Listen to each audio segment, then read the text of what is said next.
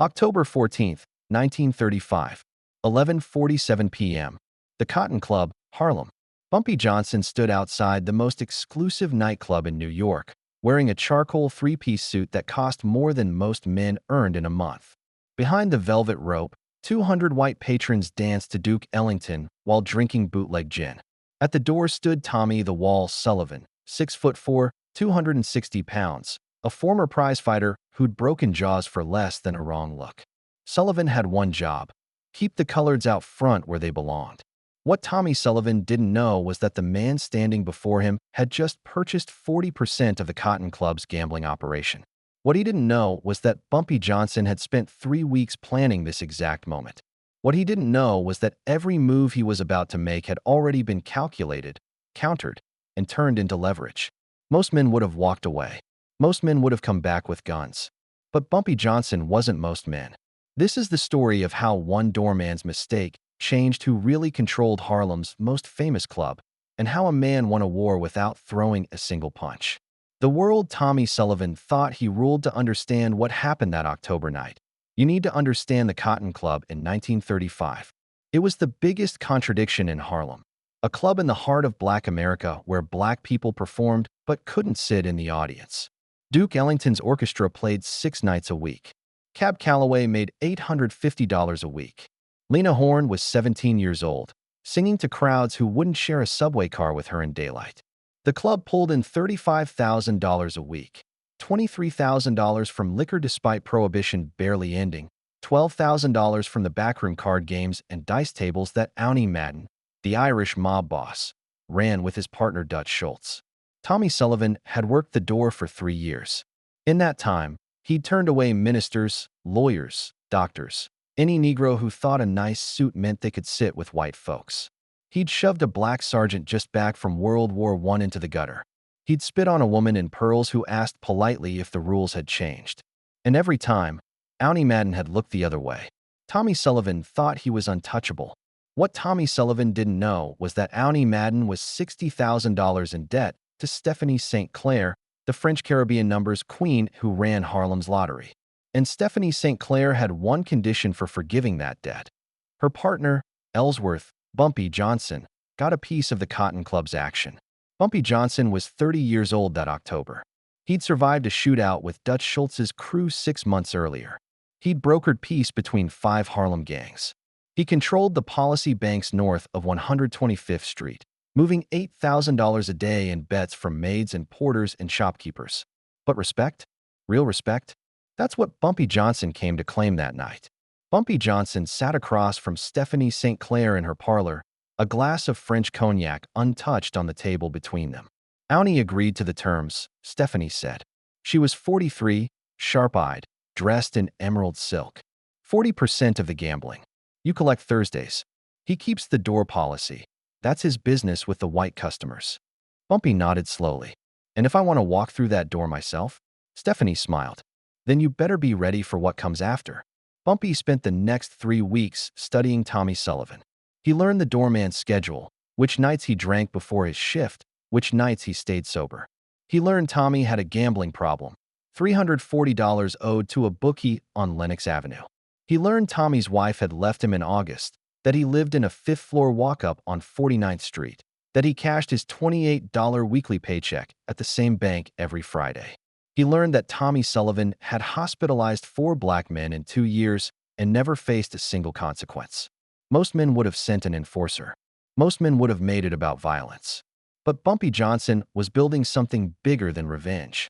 On October 12th, Bumpy sent word to 12 policy bankers, be ready Thursday night. He called in favors from 3 police sergeants who looked the other way on his Harlem operations for $50 a week each.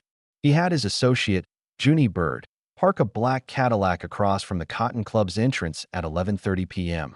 And then he did something nobody expected. He invited witnesses. The October air was cold enough to see breath.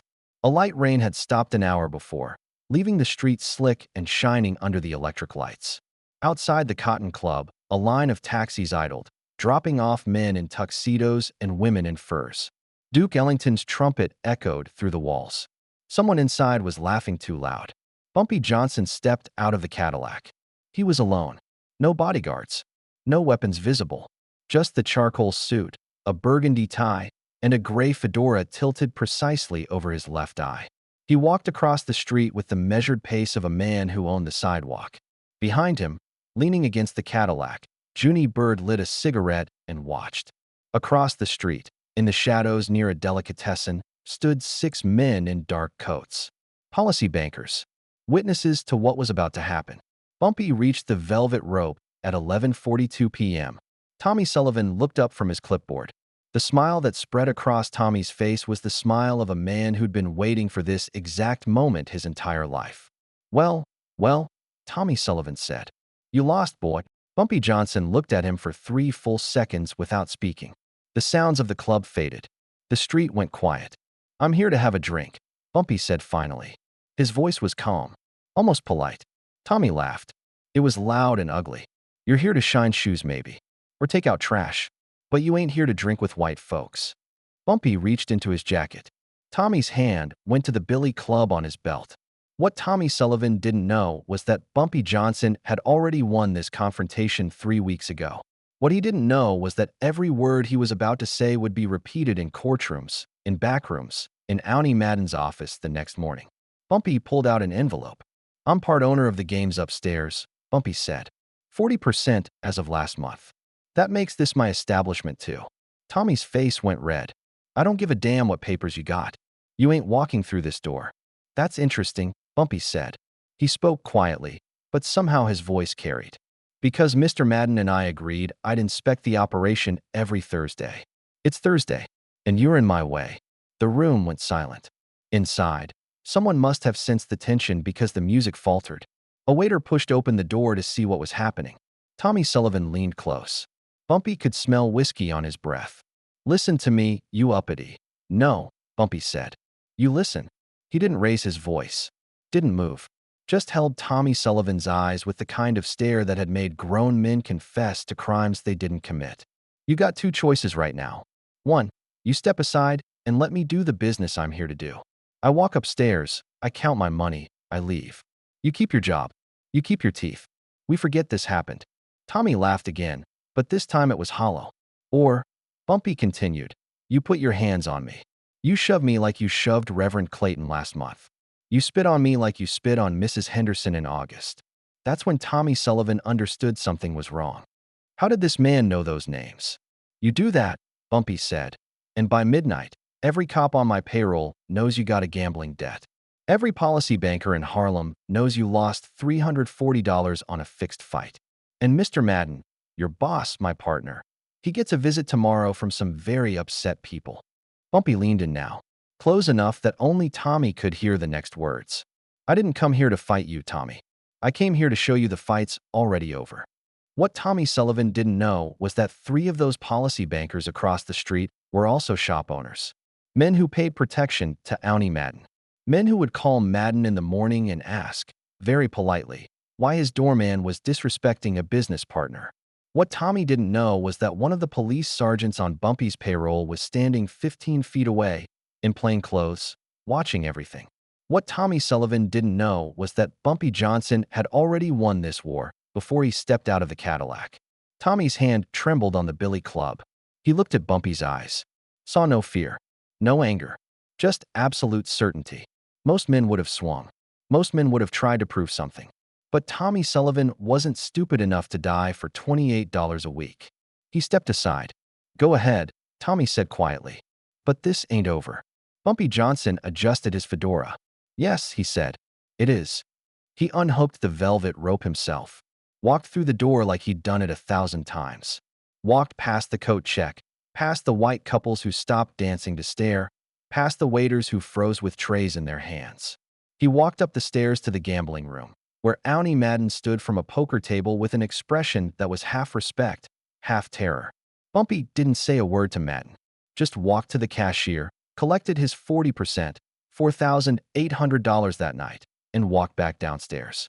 The entire club watched him leave. Tommy Sullivan stood at his post, face pale, hands shaking. Bumpy stopped at the door, looked at Tommy one last time. There's a bookie on Lennox who says you owe him money, Bumpy said. Consider it paid.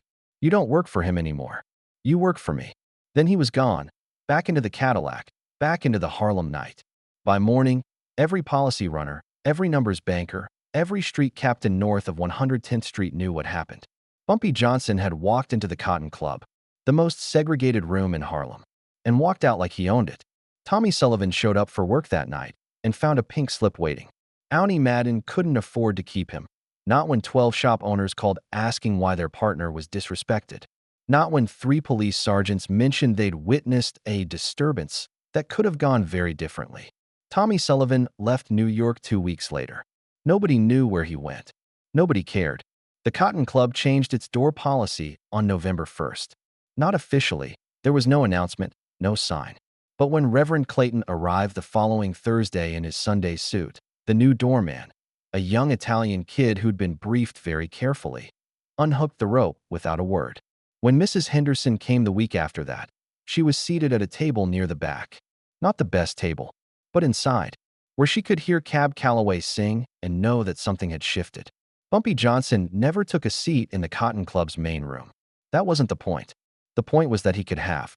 On November 12th, Bumpy sat in Stephanie St. Clair's parlor again, that same glass of cognac on the table. "You made your statement," Stephanie said. Bumpy shrugged. "I made my move. What if Tommy had swung that club?" For the first time, Bumpy smiled. "Then I would have taken it from him. But I didn't need to. That's the thing about real power, Stephanie. It's quietest right before people realize you have it." The legacy.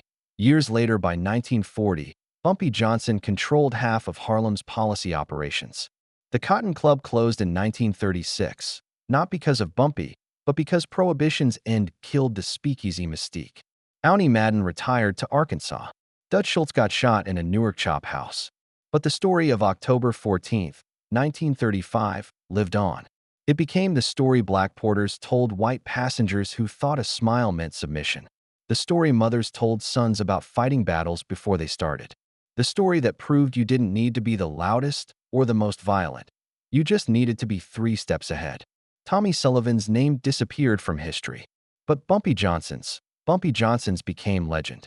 Not because he walked into a whites-only club, because he made them open the door. Closer, the enduring truth, a 30-year-old black man faced down the most segregated establishment in Harlem. No weapons, no backup, just intelligence, patience, and the kind of strategic thinking that turns enemies into employees. He didn't win with violence. He won because Tommy Sullivan never saw him coming. Real power isn't about who's standing in your way. It's about making sure they step aside before you even arrive. Hit subscribe if you want more stories of strategic genius over brute force. Drop a like if you believe intelligence beats intimidation every single time. And comment below, what would you have done in Bumpy's position? Would you have walked through that door? Next video, the night Dutch Schultz tried to kill Bumpy Johnson, and why Schultz ended up begging for his life instead. Remember this: the most dangerous man in the room is the one who doesn't need to prove it.